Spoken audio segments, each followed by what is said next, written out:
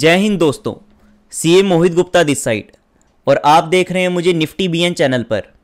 आज है ट्यूसडे 8 जून 2021 और स्वागत है आपका पोस्ट मार्केट एनालिसिस सीरीज़ के इस लेटेस्ट एपिसोड में, जहां हम इक्विटी एंड डेरिवेटिव डेटा को एनालाइज करेंगे और आने वाले दिनों की रेंज एंड मार्केट पोजीशन को असेस करेंगे। Want to meet like-minded traders and discuss option strategies, adjustments and more? Just type in Discuss Nifty in your Telegram search box and join the friendly trader community.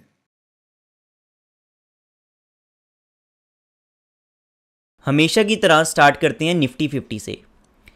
Nifty 50 में अगर आप इसके recent high जो कि 15431.75 पर है और इसका रीसेंट लो जो कि 14151.4 पर है, वहाँ पर अगर आप फिबोनाची रिट्रेसमेंट ड्रॉ करेंगे तो आपके पास की लेवल्स निकल कर आएंगे, जिसके अंदर एक इम्पॉर्टेंट की लेवल है 15,780.01 का।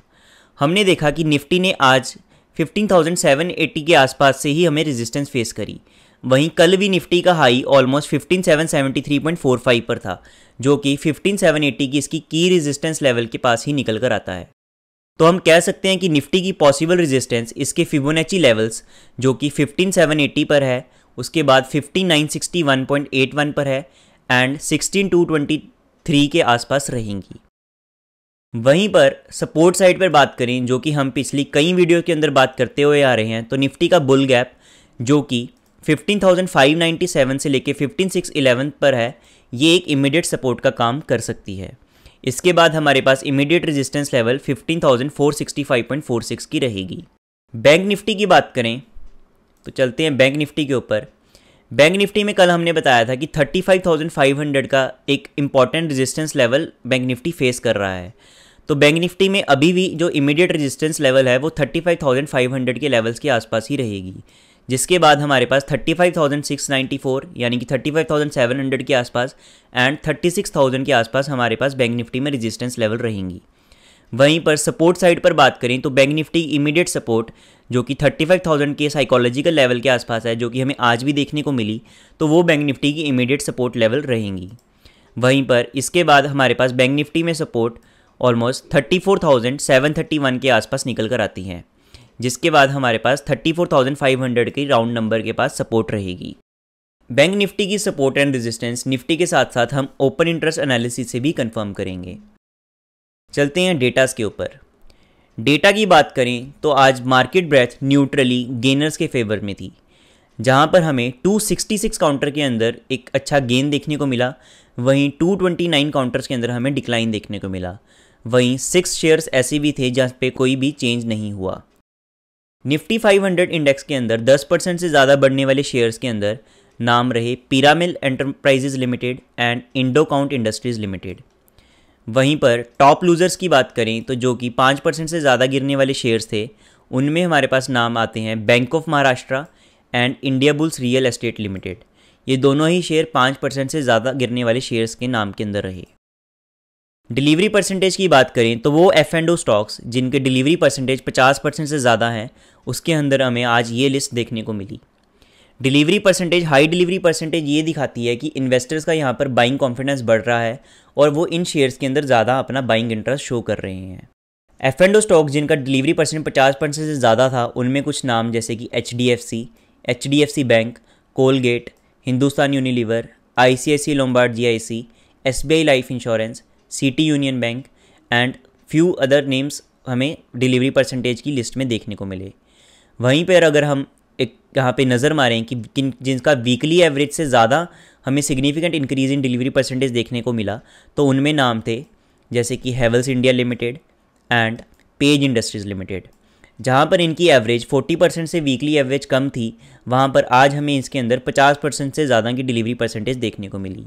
वहीं पर HDFC के अंदर सबसे ज़्यादा डिलीवरी परसेंटेज हमें देखने को मिली। लॉन्ग बिल्डअप की बात करते हैं।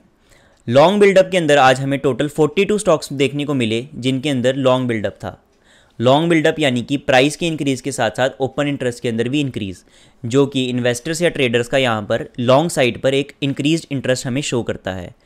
42 स्टॉक्स के अंदर कुछ नाम जैसे कि Pfizer limited, Naveen fluorine international limited, Torrent power limited, United breweries limited, Deepak nitrite limited, max financial services, Aarti industries and ऐसे ही करते करते हमारे पास टोटल 42 स्टॉक्स की पूरी लिस्ट है जहाँ पे लॉन्ग बिल्डअप हमें देखने को मिला।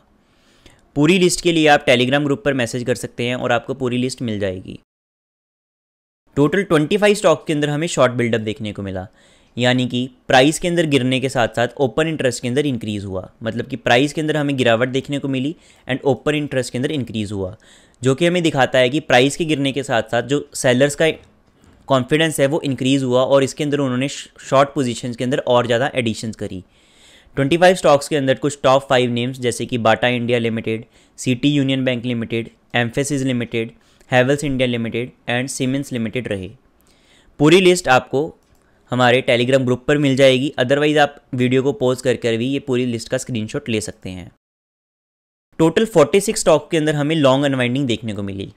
लॉन्ग अनवाइंडिंग मतलब कि प्राइस के गिरने के साथ साथ ओपन इंटरेस्ट के अंदर भी गिरावट, जो कि दिखाती है कि जो बायर्स थे जिन ट्रेडर्स की यहाँ पे लॉन्ग पोजीशन थी, वो प्राइस के गिरने के साथ उनका इंटरेस्ट थोड़ा सा गिरा, मतलब कि उनका कॉन्फिडेंस थोड़ा लूज़ हुआ, तो उन्होंने अपनी लॉन्ग पोजीशंस को अनवाइंड किया।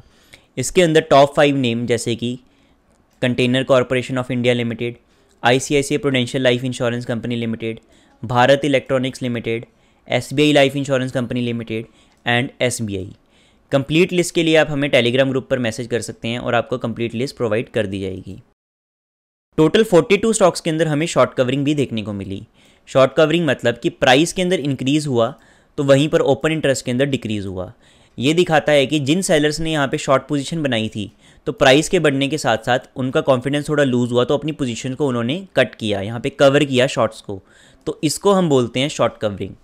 शॉर्ट कवरिंग में टोटल 42 स्टॉक्स के अंदर टॉप 5 नेम्स जैसे कि Bharat forge limited, Coforge limited, Bosch limited, India bulls housing finance limited and InterGlobe aviation limited जैसे नाम रहे।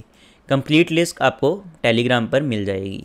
कैश मार्केट की बात करें तो DIIs ने 300 करोड़ से भी ज़्यादा की यहाँ पे नेट सेलिंग करी। वहीं FIIs आज हमारे नेट बायर्स रहे 1400 करोड़ से भी ज़्यादा की बाइंग के साथ। नेट DIIs एंड FIIs की पोजीशन कैश मार्केट में नेट सेलिंग साइड पर रही, जो कि 204 करोड़ के आसपास रही। वहीं मंथ टू डेट की बात करें तो DIIs हमारे नेट सेलर्स हैं एंड FIIs नेट बायर रहे 4200 करोड़ से भी ज़्यादा की बाइंग के साथ। चलते हैं डेरिवेटिव डेटा के ऊपर एंड हमेशा की तरह स्टार्ट करेंगे रिटेलर्स के पास।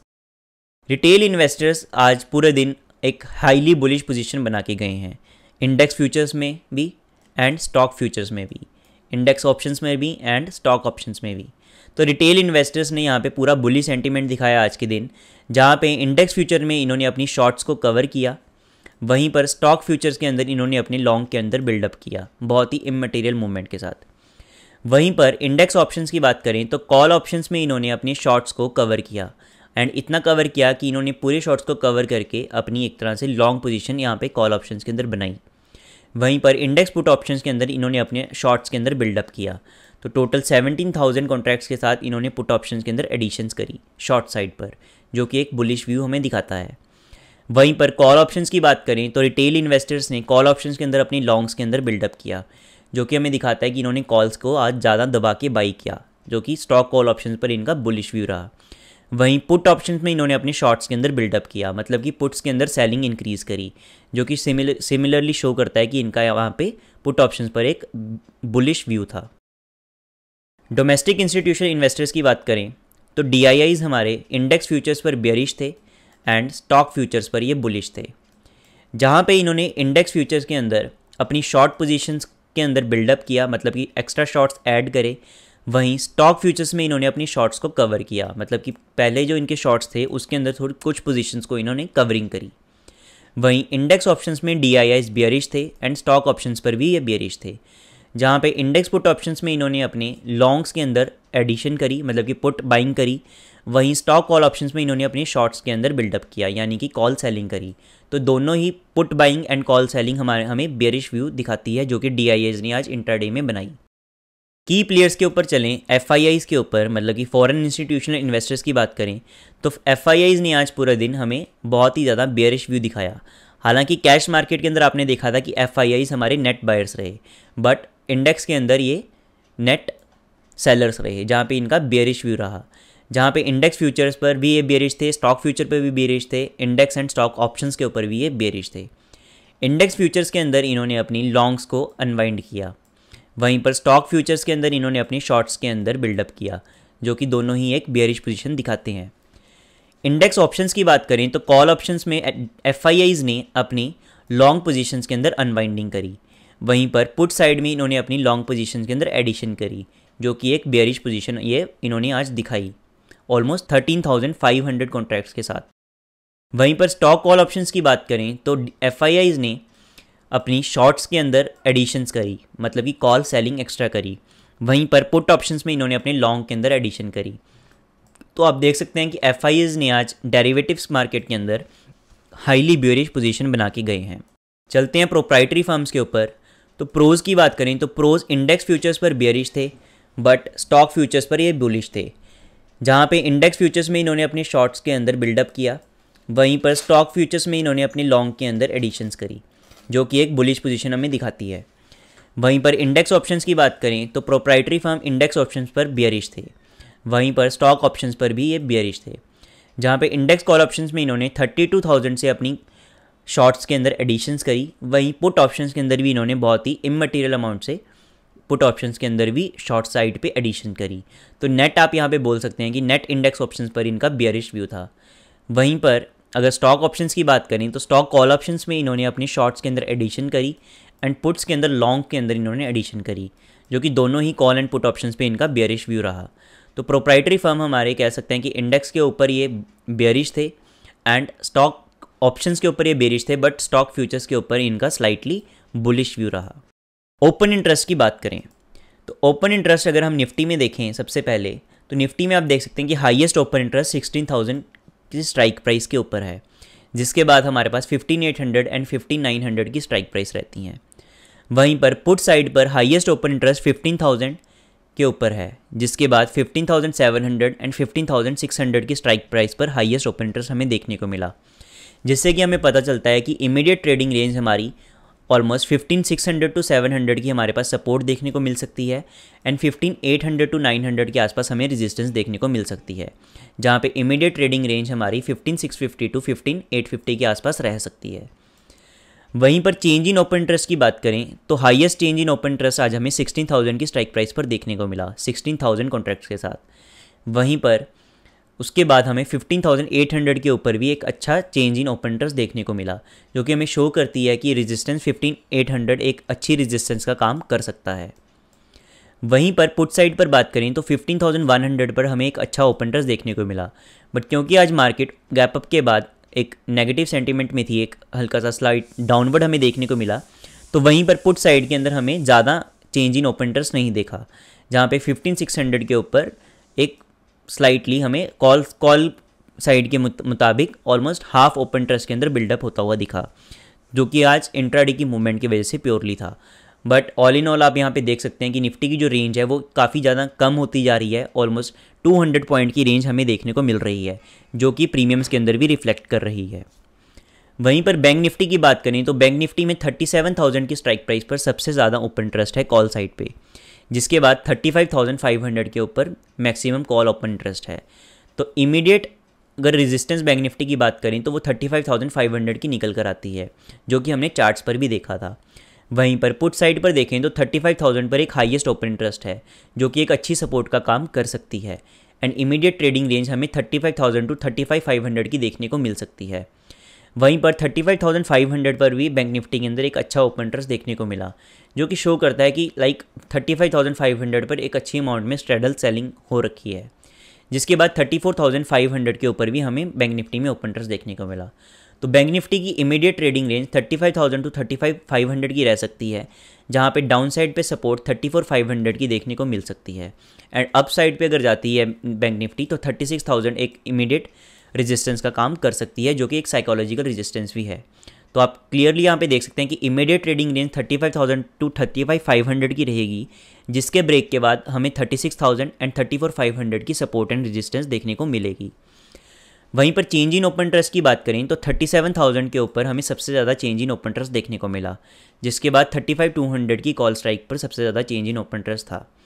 वहीं पर पुट साइड में 35,000 की स्ट्राइक प्राइस पर सबसे ज़्यादा चेंज इन ओपन इंटरेस्ट देखने को मिला, जो कि एक अच्छी बात है कि 35,000 की जो स्ट्राइक प्राइस है, जो 35,000 का लेवल है, वो शायद सस्टेन कर जाए बैंक निफ्टी और उसको ब्रेक ना करे, जो कि हमने चार्ट्स में भी देखा था।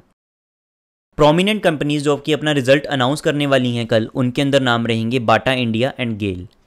वहीं पर वो सिक्योरिटीज़ जो कि कल ट्रेडिंग के लिए बैन रहेंगी वेंसडे को, उनके अंदर नाम्स हैं India bull housing finance, national aluminium company, PNB, SAIL and sun TV.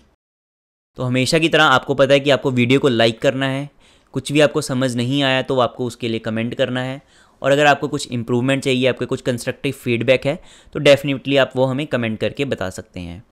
So thank you, bye bye, have a good night. Thank you for watching. Please post any questions you have in the comment section. Also, do not forget to like and share the video and subscribe to the channel. To find us on Twitter, Telegram and Facebook, use the username NiftyBN. Also, we post some of our trades to the community tab, so do not forget to check that from time to time.